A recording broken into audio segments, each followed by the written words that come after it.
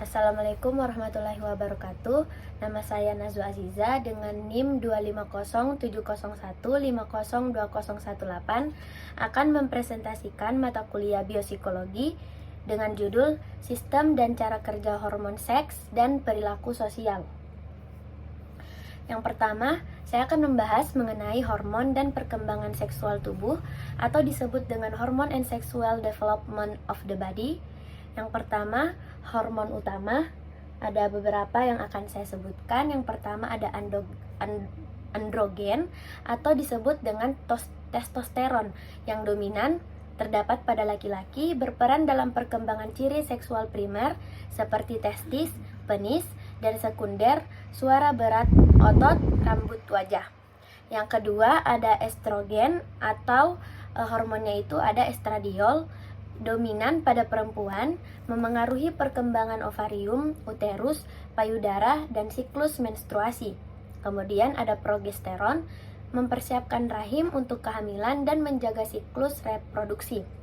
Jadi, testosteron dan estradiol sama-sama terkandung pada perempuan dan laki-laki. Namun, terdapat perbedaan pada jumlahnya, di mana laki-laki lebih banyak memiliki hormon testosteron atau androgen dan perempuan lebih banyak memiliki hormon estradiol atau estrogen.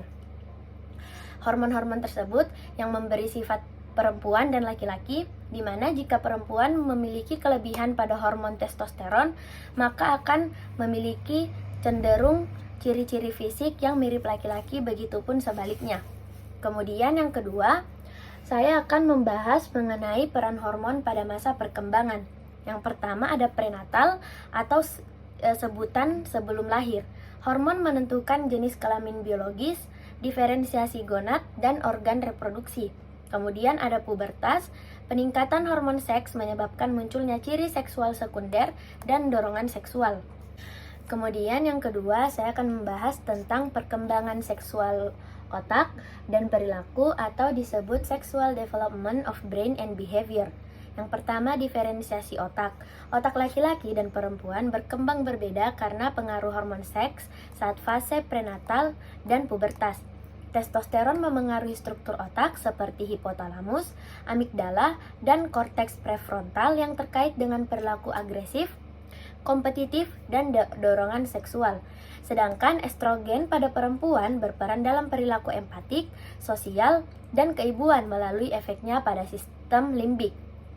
Kemudian yang kedua, perilaku seksual dan sosial. Hormon seks memengaruhi dorongan seksual, ketertarikan, serta perilaku sosial seperti keintiman, kasih sayang, dan kerjasama. Contoh, kadar oksitosin dan estrogen tinggi meningkatkan empati dan bonding sosial, sedangkan apabila testosteron yang tinggi meningkatkan dominasi dan agresi sosial. Seperti yang saya katakan tadi, bahwa hormon itu berpengaruh pada sifat kelaki-lakian dan kewanitaan. Nah, ada beberapa orang, di beberapa kasus terdapat orang yang memang dari lahir itu memiliki hormon testosteron yang lebih, padahal dia berjenis kelamin perempuan, begitupun sebaliknya. Makanya di beberapa kasus ada beberapa perempuan yang memiliki kumis tipis atau jenggut tipis karena hormon testosteron pada perempuan itu tinggi. Begitupun sebaliknya, biasanya terdapat laki-laki yang memiliki suara ringan seperti perempuan karena kandungan hormon estrogen pada laki-laki tersebut lebih tinggi daripada laki-laki pada umumnya. Kemudian yang ketiga, saya akan membahas permasalahan dalam perkembangan seksual atau problem in sexual development. Yang pertama, gangguan hormonal atau genetik. Androgen insensitivity syndrome atau yang disebut dengan AIS, individu XY tidak sensitif terhadap androgen berkembang dengan ciri fisik perempuan. Kemudian ada permasalahan Turner syndrome atau disebut dengan XO, hanya satu kromosom X, perkembangan seksual perempuan tidak sempurna. Karena di perempuan itu ada 2 kromosom X, XX, sedangkan pada laki-laki itu ada XY.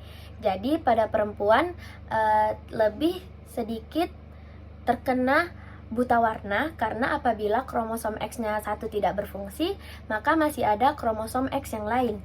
Kemudian ada Klinefelter syndrome atau disebut dengan XXY.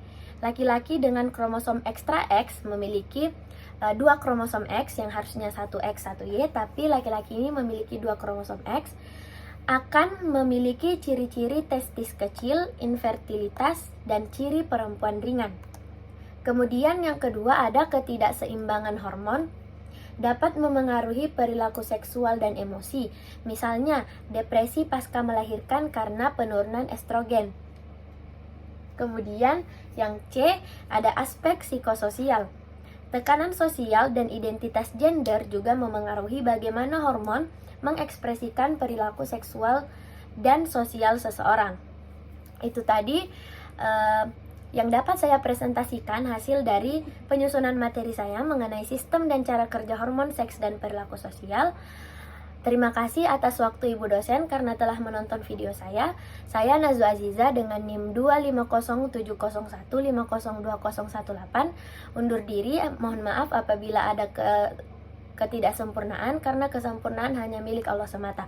Wabillahi taufiq wal hidayah. Wassalamualaikum warahmatullahi wabarakatuh.